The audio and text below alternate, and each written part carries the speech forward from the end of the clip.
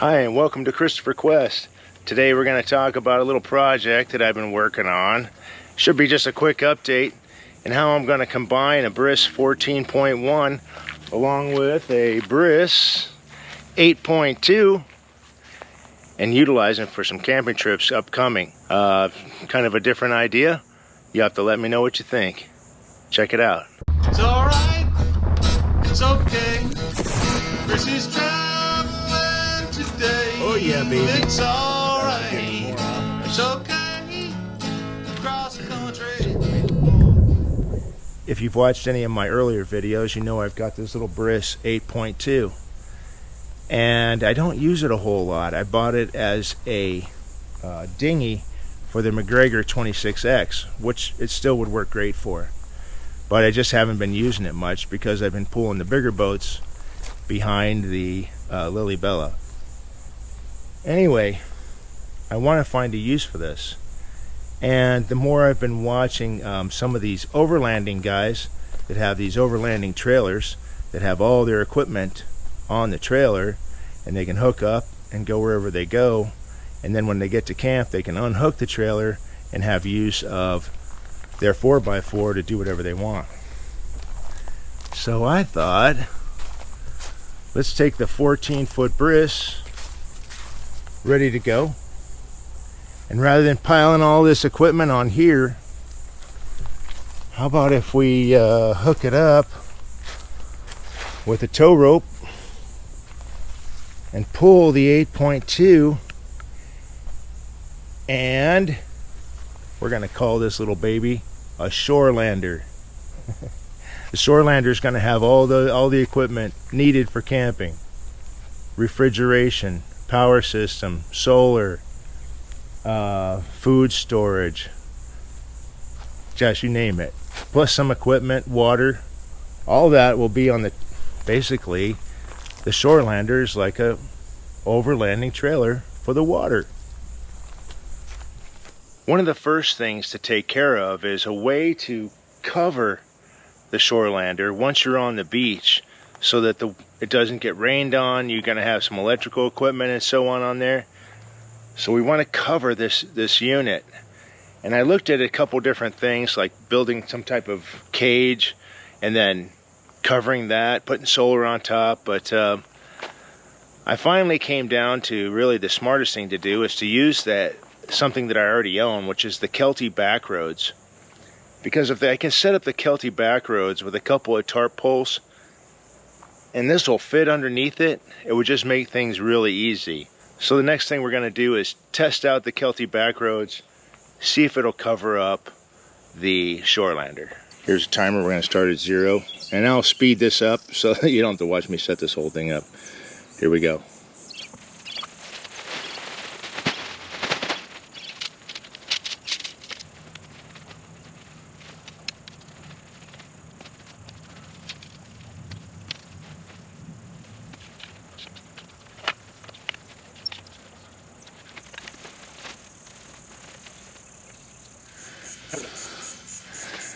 And almost 8 minutes to put it all together, and there'll be a little more time to stake it out. So now the Shorelander's on shore, and we have the Kelty set up.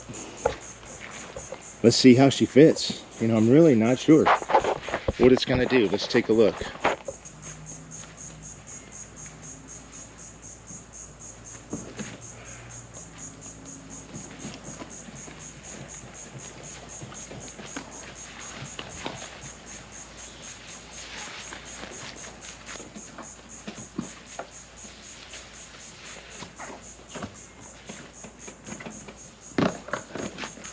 Wow, check out that fit. That's the 8-foot Briss. That actually fits. Look at that. Give you rain cover, protection over your stuff. Let's put the wings out and see what it looks like. Well, look at that. Now I'm using this Kelty back roads. They're only like 150 bucks. I mean, it's not very expensive, but I'm not saying use that. I would say use anything. A tarp would work. Okay, the first item we're going to talk about is the Blue Eddy EB3A. It's a small solar generator. Call it a solar generator. It actually will be recharged using solar. And what's nice here is that the packaging that this came in fits perfectly in this little cooler. We'll yank her out of there. Put this stuff back in there for now. That's our wires for the solar panels and such. So the mini Blue Eddy EB3A will come out of the cooler and sit right on top. From here we'll wire up the solar panel and plug in the refrigerator and whatever else we need. In this cooler we'll have the stove set up, and then all the dry foods and pots and pans, dishes are limited and have to fit within this cooler. So that's how I'll restrict how much junk I bring. All the dry foods and everything has to fit in here. So what we've got here is the magma cutting board that came off the other boat, and I just took off the hinge that holds it, and it fits on top of that nice and level, actually, right on the side of the boat.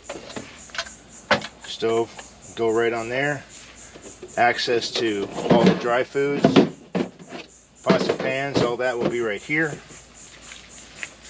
Next we have the AlpaCool refrigerator. It's 12 volt. It'll have just enough size for short trips. It'll of course be plugged right into the Blue Eddy EB3A. Up here we'll be utilizing the bench seat that came out. We don't need it in there obviously, but it fits really nicely up here in the front. And we'll probably travel with water in the front. Obviously you just want to keep the weight up there. But otherwise we'll have it up here ready to be used. We'll also have up here the shower. It'll sit in here at some point, full of water. It'll run salt water or fresh water.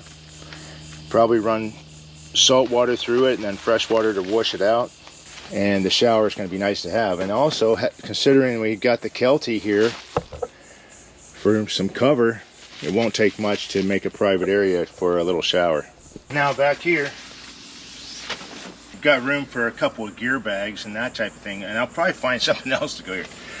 But also we have this, that's right, Tony Llama. It's made for a couple of cowboy boots and like a western suit. But we're using it for our solar panels, which I'm going to show you right now. In the boot holder. Got a couple of these. These are for umbrellas in the sand. By the way, real important to have a sharp point on these. They sell them with this little stubby point, and man, are those junk. Okay, so we got two of those because we have two 50-watt solar panels. So we just put these in the ground where it makes sense. Yeah, I've got another little video on these solar panels, but I have upgraded them to sun powers, and they look like that. Of course, they've got the magma adjustable leg on them, and those will go into this.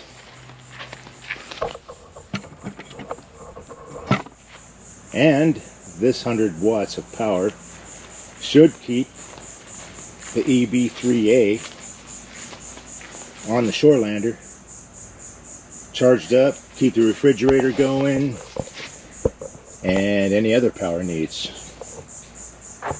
So far, that's how she's looking. So that gives you a little update on one of the projects I'm working on right now. Don't want to make it too long, but I do like the idea of rolling the little boat up on the beach, having all the equipment readily available, make it a little bit easier, not hauling everything in one boat. I'm not sure about how efficient it's going to be at the dock, putting in two boats, but it's going to be fun to figure it out. So that'll be in an upcoming adventure.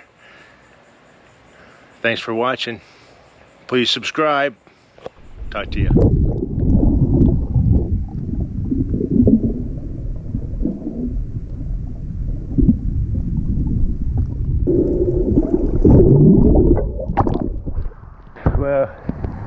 I wish we had more water clarity. Usually dust at the gym